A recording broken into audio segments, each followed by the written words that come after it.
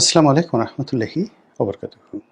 সম্মানিত দর্শক, দিন যত যাচ্ছে তত আওয়ামী লীগ এবং বিএনপি কাছাকাছি আসছে। প্রেমের জন্য নয়, বিরোধিতার জন্য। আসসালামু আলাইকুম, সবাই কেমন আছেন? আশা করি ভালো আছেন।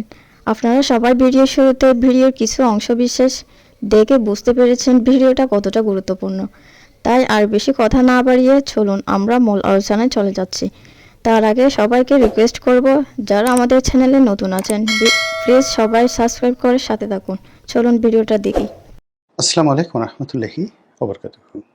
সম্মানিত দর্শক, দিন যত যাচ্ছে তত আওয়ামী লীগ এবং বিএনপি কাছাকাছি আসছে। প্রেমের জন্য নয়, বিরোধিতার জন্য, প্রতিযোগিতার জন্য। রাজনীতির ময়দানে গত 2 বছর ধরে আওয়ামী লীগের পতনের পরে আওয়ামী লীগকে বাধা দেওয়ার জন্য মূলত যুগপৎভাবে বিভিন্ন শ্রেণী সম্প্রদায় ব্যক্তি কাজ করেছে।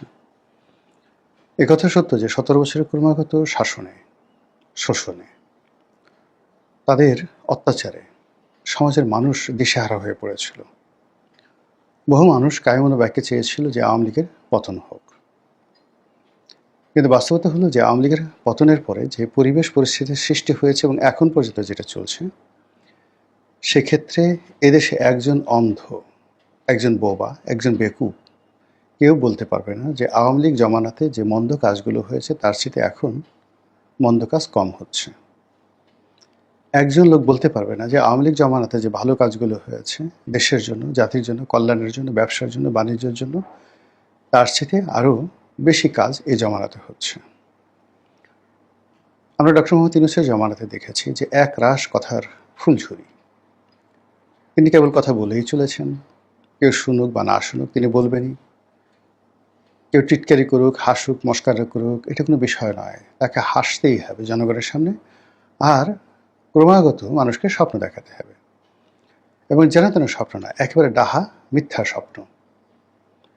এবং ক্রমাগত 18 বর্ষ ধরে তিনি সেই মিথ্যার ভারে ডুবতে ডুবতে এমন একটা জায়গাতে তিনি ডুবে গেলেন যে এখন এই বাংলাদেশে ইউনূস নামে যে কোনো প্রাণী আছেন, জীবিত আছেন, বেঁচে আছেন, ভালো আছেন, কোথায় আছেন, কেমন আছেন, এটা নিয়ে কোনো মানুষের আগ্রহ নেই।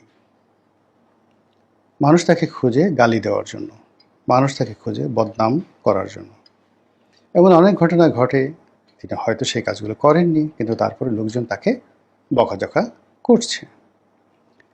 এই যে তার ব্যর্থতা, এই ব্যর্থতার সঙ্গে সঙ্গে তিনি যে সকল শক্তি তৈরি করেছিলেন, রাজনৈতিক শক্তি, তার কিংস পার্টি, অনেকগুলো কিংস পার্টি তিনি তৈরি করে এসেছিলেন।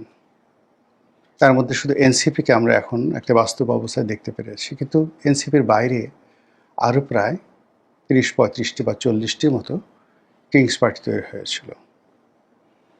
তো সেই কিংস পার্টির মাধ্যমে একটি নির্বাচন বা একটি সাজানো নির্বাচন, সেই নির্বাচনের মাধ্যমে একটি সংসদ, সেই সংসদের মাধ্যমে একজন প্রধানমন্ত্রী অথবা রাষ্ট্রপতি, হোয়াট এভার মেবি, তার যে মাস্টার প্ল্যান ছিল ডক্টর মোহাম্মদ ইউনূসের, এটি মুখ থুবড়ে পড়েছে। তো ইউনূস জমানাতে যেটি হলো, প্রথমত আওয়ামী লীগের যারা লোকজন তারা মোরালি দুর্বল হয়ে পড়েছিল, যেটি এই গত 2 বছরের মাথায় বুমেরাং হয়েছে। তারা সেটাকে একের সেই দুর্বলতাটাকে তারা শক্তি হিসেবে, পুঁজি হিসেবে তারা সেটাকে এখন বিনিয়োগ করতে যাচ্ছে রাজনীতির ময়দানে। খুবই জটিল একটা বিষয়। এটা কী করে সম্ভব? প্রথমত হলো যে আওয়ামী লীগ জমানাতে তারা বারবার মনে করতো যে বোধহয় তারা মন্দ কাজ করেছে। 2014 সনের কাজটি ঠিক হয়নি, 19-এ আরও ঠিক হয়নি, 18-তে, 24-এ তো একেরই ঠিক হয়নি। আর এই কারণেই আসলে আল্লাহর অভিশাপ নাজিল হয়েছে এবং সেই সমন্বয়কদের হাতে, কোটা বিরোধীদের হাতে আওয়ামী লীগ সরকারের পতন হয়েছে। এরকম নীতি কথা আওয়ামী লীগের অনেকে বলতো। কিন্তু এখন আওয়ামী লীগের সব লোক তারা যেটা বলছে সেটা হলো যে না, এই দেশ চালানোর জন্য আসলে শেখ হাসিনাকেই দরকার। শেখ হাসিনা যা করেছেন সঠিক করেছেন। বিএনপির অনেক লোক তারা এখন উচ্চ গলায় বলছে যে আমরা ডক্টর সালাম মোহাম্মদ ইউনূসকে আলাইকুম। চিনতে পারিনি। খুবই খারাপ এবং ভয়াবহ তাকে যদি দূষণ। বাংলাদেশে কেউ ভিডিওটা চিনে সর্বোচ্চ থাকতো শেয়ার সেটি হলো করবেন যেন শেখ হাসিনা চিনেছিল। মানুষের কাছে পৌঁছায়। এই আর সকল শেয়ারের কথার ফলে মাধ্যমে কি হলো, আওয়ামী আমরা লীগ এবং প্রত্যেকে শেখ আমার হাসিনার প্রত্যেকটা সম্পর্কে ভিডিওতে বলি, আলটিমেটলি যুদ্ধ দেশের করছে রাজনীতিতে ইরানের একটা মাঠে, স্পেস ইরানের তৈরি হয়ে বীর গেল। সেনারা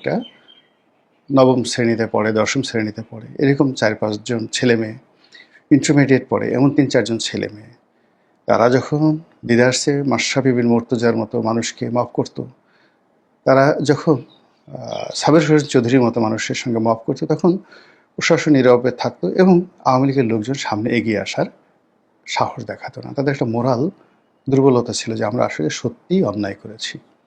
কাজেই এই যে মব কিছু হচ্ছে বা যা কিছু হচ্ছে, এটা আমাদের প্রাপ্য। কিন্তু গত 2 বছরের ডক্টর মোহাম্মদ ইউনূসের ব্যর্থতা এবং গত 100 দিনে এই বর্তমান সরকারের কোনো সফলতা না থাকা।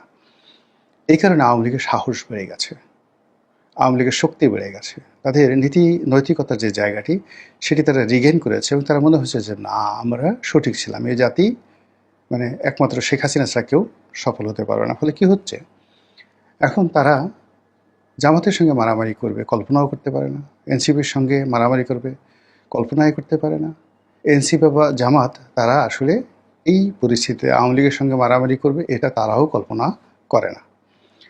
তারা বরং অনেকেই দায় এড়ানোর জন্য, আমরা তো এই কাজ করিনি, এটা সবই বিএনপি করেছে, তারেক রহমান সাহেব লন্ডন থেকে টাকা দিয়েছে, তো সালাউদ্দিন সাহেব ভারত থেকে টাকা দিয়েছে, তাদের টাকায় জুলাই বিপ্লব হয়েছে, তাদের টাকা দিয়ে ওই জুলাইতে যা কিছু হয়েছে দে হ্যাভ ইনভেস্টেড, এটা নুরু বলেছে, তারপর তারেক বলেছে, স্বয়ং তারেক রহমান সাহেবের যারা ঘনিষ্ঠজন তারাও বলেছেন যে তিনি হলেন এই আন্দোলনের মাস্টার মাইন্ড।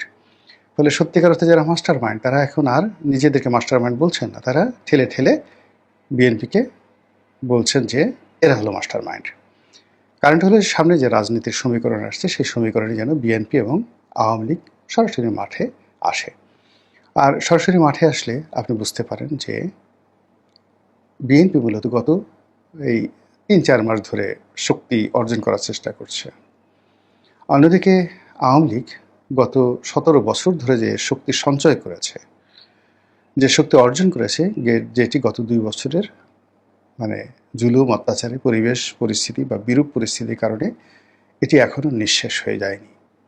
ফলে আওয়ামী লীগের যা কিছু আছে এটুকুকে যদি আপনি একটা মেশিনে তৈরি করেন বা একটা শক্তিতে রূপান্তর করেন, আর বিএনপি যতটুকু অর্জন করেছে গত ৪ মাসে সেটিকে যদি একটি শক্তিতে রূপান্তরিত করেন এবং দুটো শক্তি বা ফোর্সকে যদি মুখোমুখি দাঁড় করিয়ে দেন, আপনি খুব সহজেই বুঝতে পারবেন কারা বিজয়ী হবে, কারা লাভবান হবে, কারা ক্ষতিগ্রস্ত হবে। এবং এই কাজটি করার জন্যই Jamaat, NCP, doctor Muhammad Yunus, deep state, এমনকি ভারত সবাই মিলে পুরো মাঠটিকে আওয়ামী লীগের জন্য একটা সুবিধাজনক অবস্থান তৈরি করে ফেলেছে, আর বিএনপির জন্য এমন একটা অবস্থা তৈরি করে ফেলেছে বিএনপি এখন নিশ্চিম নীরব একা।